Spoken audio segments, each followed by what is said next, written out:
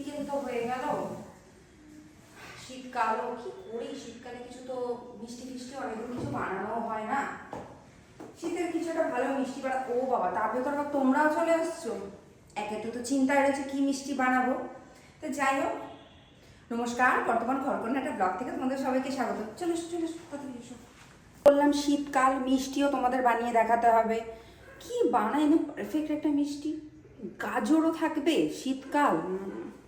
আজকে বানাবো চলো খোয়াই গাজর। তো চলো পরিচয় করে দিই উপকরণগুলোর সাথে পরিচয় করে দিই। আমার লাগছে এখানে গাজর কুড়িয়ে নিয়েছি, মানে গ্রেট করা গাজর, এটা কিন্তু সেদ্ধ নয়। দুধ আমি ঘন করে নিয়েছি, মানে ক্ষীর যাকে বলে। খোয়া লাগছে, ঘি লাগছে, আর এটা হলো বাদাম কুচি, অ্যালমন্ড বাদাম যে হয় সেই বাদামটা কুচি করে রেখে দিয়েছি। আর এখানে লাগছে ছোট এলাচ আর বেশ খানিকটা চিনি। আর সব থেকে প্রধান উপকরণ হলো ঘি। এই মিষ্টিটা কিন্তু পুরো ঘিতে হবে। কড়াইটা গরম হয়ে গেছে, বেশ খানিকটা ঘি দিলাম। বেশ খানিকটা বলতে এই বাটিটার 1 বাটি, মানে এই বড় চামচের 2 চামচ।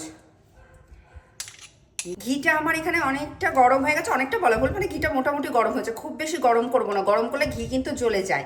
আর এখানে আমি বেশ খানিকটা ছোট এলাচ ফোড়নে দিচ্ছি, যেহেতু গাজরের একটা পচা গন্ধ আছে না, বাচ্চা কাচ্চা তো খাবে না, এইসব করে তো খাওয়াতে হয়। এবার আমি এই যে গ্রেট করা যে গাজরটা আছে, এই গাজরটাকে দিয়ে দিলাম। এই গাজরটাকে একটু ভালো করে আমি ভাজবো।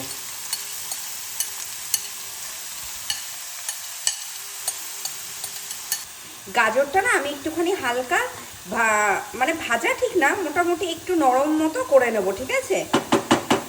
গ্যাসটা একটু কমিয়ে আমি ঢেকে দিলাম। বাহ, গাজরটা খুব ভালোভাবে নরম হয়ে গেছে একদম, আর ঘিটাও ছেড়ে গেছে। এবার আমি পরিমাণ মতো চিনি দেবো। চিনিটা কিন্তু যার যার স্বাদের মতো, আমি কিন্তু একটু মিষ্টি মিষ্টি করছি, ঠিক আছে? এবার এখানে যে আমি যে বাদাম কুচিটা রেখেছিলাম বেশ খানিকটা, সে বাদাম কুচিটা দিয়ে দিলাম।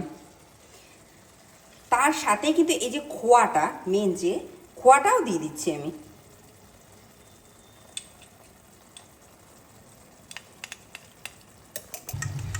এবার এখানে এই যে মালাই বানানো যে দুধটা, মানে আমি ক্ষীর টাইপের করে রেখেছিলাম, সেই দুধটা আমি দিয়ে দিচ্ছি এখানে, অনেকটা কিন্তু।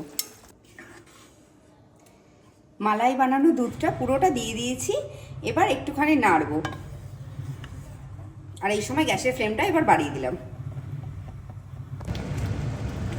আমার একদম তৈরি হয়ে গেছে খোয়াই গাজর। তো পরিবেশন করে তোমাদের কাছে ফিরে আসি। সত্যি ভালো হয়েছে খেতে, যাবো। যাই হোক, আমি তো ওটা খাবো, তোমরা অতি অবশ্যই এটা বাড়িতে ট্রাই করো। আর আজকের ভিডিওটা যদি তোমাদের ভালো লেগে থাকে, তোমরা অতি অবশ্যই আমার চ্যানেলটাকে সাবস্ক্রাইব করো, শেয়ার করো, লাইক করো, আর প্রচুর প্রচুর কমেন্ট করো। আর যদি কিছু ভুলে থাকে ক্ষমা করে নিজে ভেবে খাই বলো।